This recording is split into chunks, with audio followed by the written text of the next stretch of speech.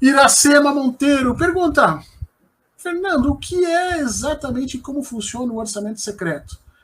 Tem uma turma de gente aqui em casa ali assistindo agora. Oh, um beijão para todo mundo aí na casa da Iracema. Beijo para vocês. Vamos lá. O Brasil, historicamente, um Estado ele tem, a partir da sua organização administrativa, ele toma posse sobre determinados recursos, tá? Existem recursos geográficos, então o governo é dono das terras todas que não são de ninguém, o governo tem minas, né, para de ferro, ouro, sei lá, petróleo, né, pode construir hidrelétricas, aproveitar ali a relação de água na geografia, enfim, todos esses são recursos, mas existem recursos também de origem tributária, recursos financeiros, né? Recursos que são amealhados a partir dos impostos que são pagos. Originariamente, e quando eu falo isso originariamente, eu falo isso, sei lá, 3, 4 antes de Cristo, quando a gente vai ter essas organizações, desses primeiros estados um pouquinho maiores, a gente está falando, estou pensando em Roma, talvez,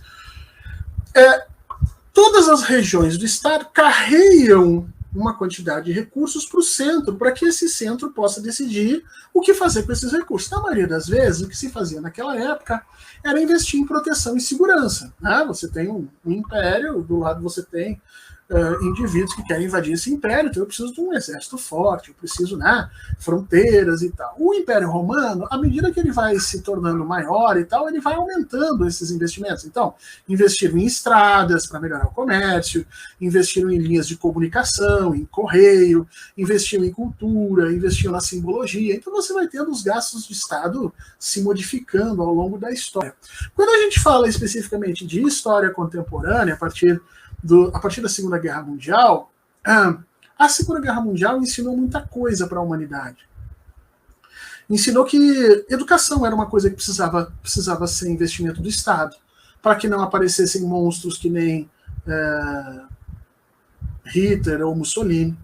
Ensinou que o processo de urbanização precisava ser assistido pelo Estado, porque você precisava de saneamento básico, você precisava de água, você precisava de luz, para que aquela população que estava ali pudesse viver minimamente e produzir, porque se essas pessoas começassem a morrer, que nem morriam no século XIX na Europa, de doenças causadas pela poluição, isso era prejuízo para o próprio capitalismo, que tinha que ficar substituindo gente a toda hora, porque o cara ficava, sei lá, 2 anos, 3 anos trabalhando e morria de alguma doença que vinha da falta de saneamento básico. Então, a Segunda Guerra começou a perceber que a gente precisa ter gastos de Estado especificamente, né?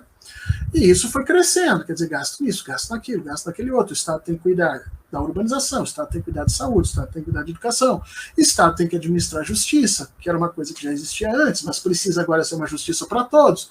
O Estado tem que necessariamente prover segurança, então começou a polícia, exército, aquelas coisas todas. No final dos anos 90, o Estado começou a ficar responsável pelo meio ambiente, então tem que haver controle. Já na década de 60, 70, o Estado precisava ser responsável pela área de verificação de alimentos, sanitária, medicina, enfim, você tem uma quantidade gigantesca desses gastos, né? Em estados que são formados a partir do que a gente chama de federalismo, ou seja, não são estados unitários, você vai pegar uma Suíça, você tem lá um estadinho desse tamanhozinho, um governo, você tem até 4 cantões, mas esses cantões em grande medida se submetem. Agora você pega um estado do tamanho do Brasil, não é governo centralizado que dê conta de receber, gerenciar e dar resposta a todas as demandas dos diversos lugares do Brasil. Não tem como fazer isso.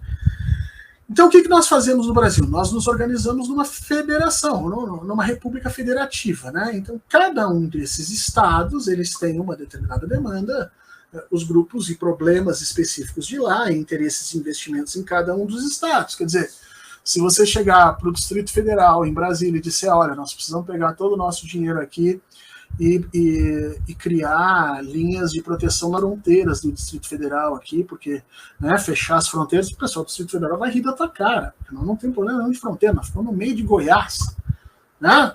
Aqui não tem problema nenhum. Agora, se você chegar para o pessoal no Acre e disser, olha, nós vamos tirar todo mundo das fronteiras, porque isso não é um problema nenhum para nós, os caras vão ficar loucos com vocês, entendeu? Então, cada região tem a sua situação. O Quem são os responsáveis por trazer as demandas locais para o governo federal, o governo central? São os parlamentares.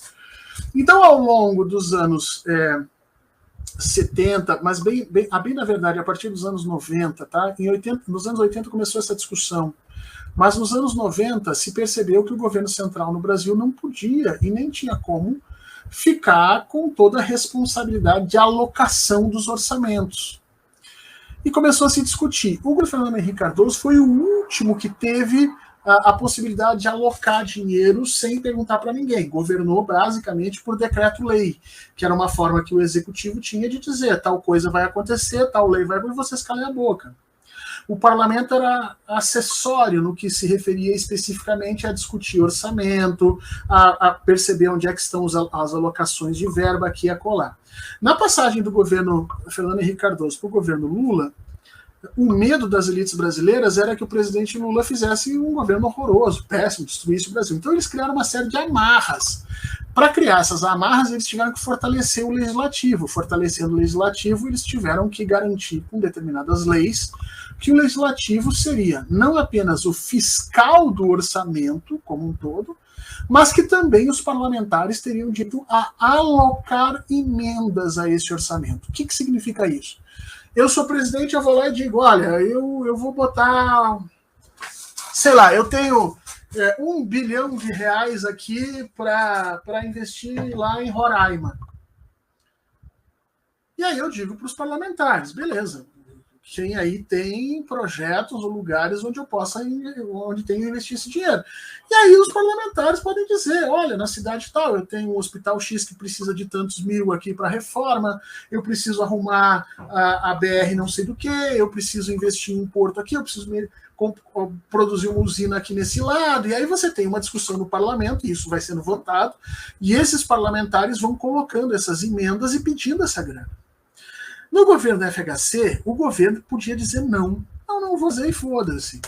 No governo Lula, ele já não podia dizer não, mas essas emendas eram, vamos dizer assim, elas precisavam receber uma chancela do executivo para acontecer. Muitas dessas emendas acabavam não sendo pagas, era a diferença entre o orçamento pensado, né, o orçamento discutido, e o realizado. Se você for olhar lá nas contas públicas do Brasil, você vai ver que tem uma diferença entre o orçamento como ele foi apresentado e aquele que foi realizado.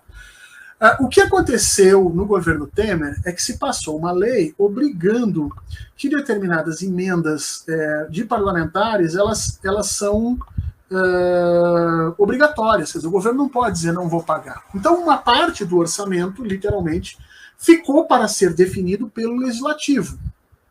Em qualquer outro país, isso é visto como uma coisa boa, porque quanto mais você pulverizar o orçamento e colocar mais pessoas, nessa política se tem a ideia de que decisões que são tomadas por um grupo maior de pessoas tendem a ter uma qualidade maior do que decisões monocráticas.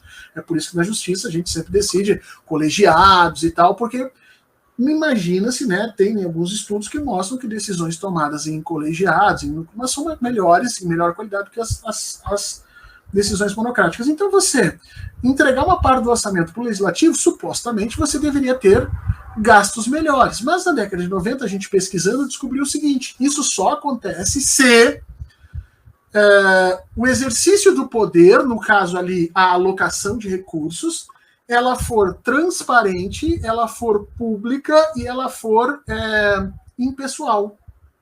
Né? Então, quando um parlamentar vai colocar dinheiro, vai fazer uma emenda para buscar dinheiro para colocar em algum lugar, isso tem que ser público. Ou seja, vou pegar aqui 200 milhões de reais desse valor de 1 bilhão que estava disponível aqui e vou botar num hospital em Macapá. O hospital é tal, o projeto é esse, nós vamos abrir uma licitação assim, vai ser feito em tantos anos. Opa, está público. O Ministério Público de Contas pode olhar, o Ministério Público como um todo vai verificar, os órgãos, né, quando ele é público, ok. Se ele for impessoal, ou seja, eu vou distribuir verbas para todos os que precisarem, não necessariamente só para os que conversam comigo, são do do meu grupo político ou me apoiam, então de forma impessoal, né? Isso sim aumenta a melhoria, né? Melhora a qualidade do gasto público. O que o Bolsonaro fez? O Bolsonaro e, obviamente, o Lira e o Pacheco, né? O que eles fizeram? Eles criaram um orçamento em que os parlamentares fazem o pedido de dinheiro através dessas emendas, e essas emendas estão sendo quase todas liberadas, em que quem pede o dinheiro não aparece o nome da pessoa. Os valores que são pedidos não aparecem. E o destino para onde vai não aparece. Por isso é chamado de orçamento secreto. Você não consegue saber quem destinou dinheiro para onde, em que situação. Já se descobriu, por exemplo, através do trabalho da imprensa aí, de que tem parlamentar destinando dinheiro para asfaltar rua e rodovia que passa na frente da sua fazenda. O Ibanez aqui do estado fez isso.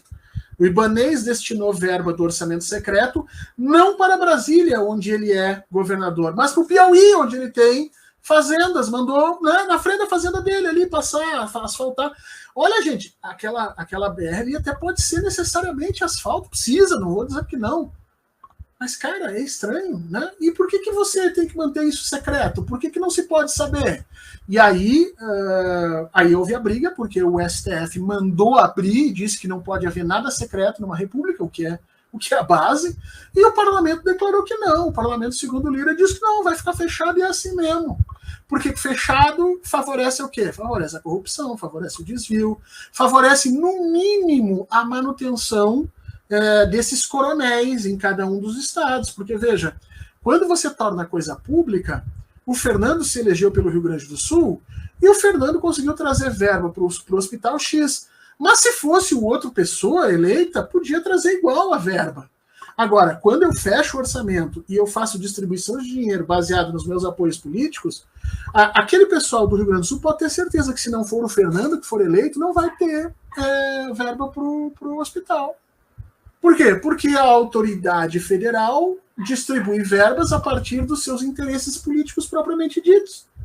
Por quê? Porque não há transparência, porque o Ministério Público não tem como saber quais são os critérios que foram escolhidos. Por que liberou para o Fernando e não liberou para o fulano?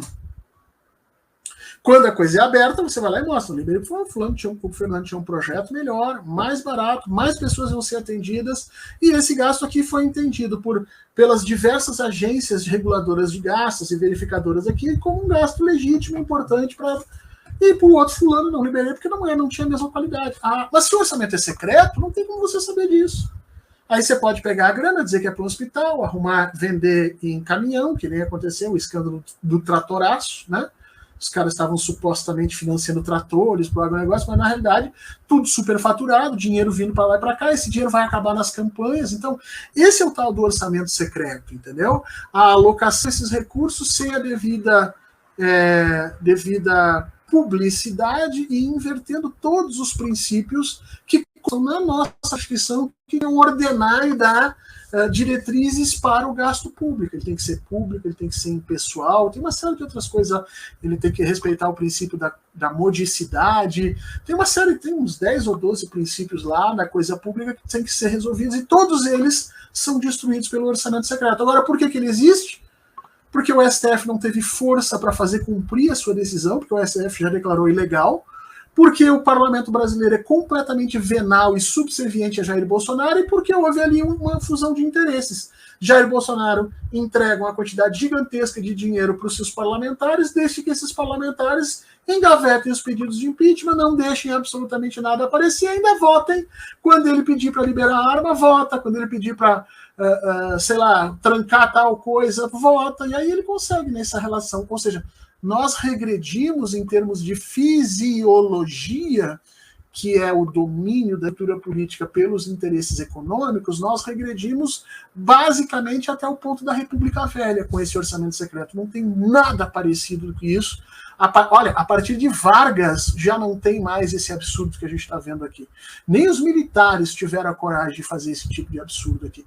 Essa é uma das coisas que eu estou desesperado para que o Lula se eleja e acabe efetivamente com os sigilos desses gastos, e que a gente efetivamente venha a saber nos próximos meses quem destinou dinheiro para onde, quanto, quando e por quê.